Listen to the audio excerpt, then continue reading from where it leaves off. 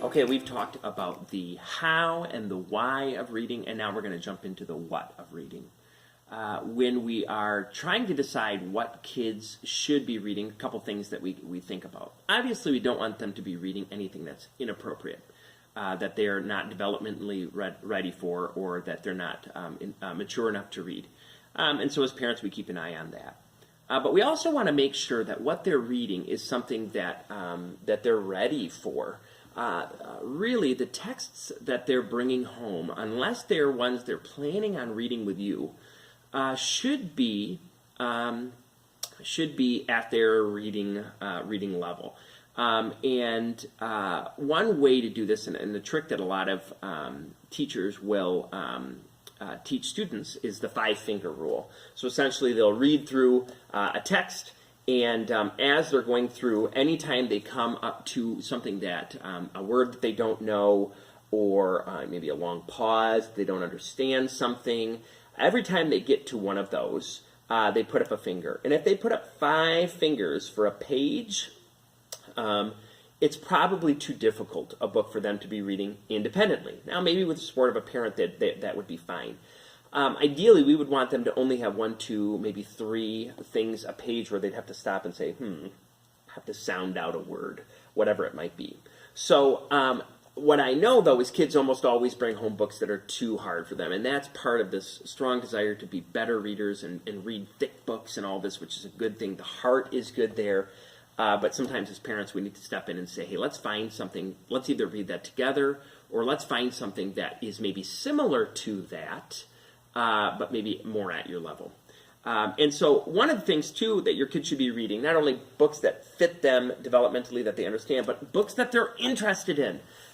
We've got to make sure that whatever their interest is, that we grab onto that and we use that in deciding our, what books to follow. So if your kid is obsessed with dinosaurs, there should be some dinosaur books around. If your kid is really interested in reading biographies or science fiction or whatever, we want to follow their interests. We want the books that they have at home to be books they can't put down.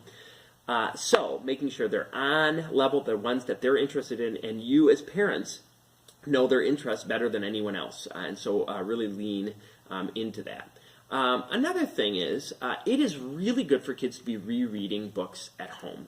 And so while it may be sometimes difficult to read that same Curious George book or whatever it is at home, it is really good for kids to be developing fluency and expression, and really that one of the best ways that they can do that is by rereading books at home. And then, again, if they do come home with books that are too challenging for them, encouraging them to maybe either read them aloud or saying, hey, is that something we could read together? That's a good thing to do. And the last thing that your kids will probably want to read is garbage. And by garbage, I mean are books that you look at them and you think, oh my goodness, there's so much good stuff out there, and you're bringing that home? Yes, your kid may want to read junk. That's okay. That's okay. Obviously, we don't want them reading anything that's inappropriate. But, these fast food type books that you just look at them and you think, man, those seem very shallow, or what's the point, or they have, potty humor in them, whatever it is. If they're interested in it, if it's at their level and they're excited about the book, let's not squash that enthusiasm. Even though it's stuff that we just would never choose for them, we need to encourage them in that reading too. I think about the fact that, sometimes kids will go through food therapy, kids who have issues with textures and things like that. And the first time they try new foods, those new foods are junk foods. Foods that are maybe not the best for them to get them to where they will develop a taste for new things. I think the same thing is going to be true for a lot of the books. Even I as a teacher, there are just some bins of books in my library that it's almost kind of frustrating that kids would gravitate towards those when I've got other ones that are just so much better nearby. But we're not here to critique, we're here to encourage. So making sure that kids have books that are a good fit for them, that follow their interests, that they have opportunities to maybe reread books, that we support them by either reading with or pointing them to books that are going to be at a good level for them.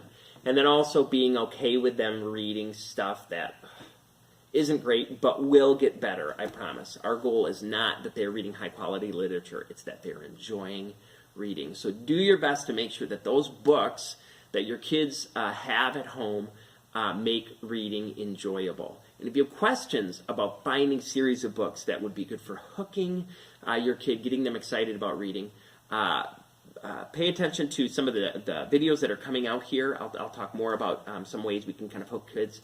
Or please pull in your school librarian or public library employee or teacher.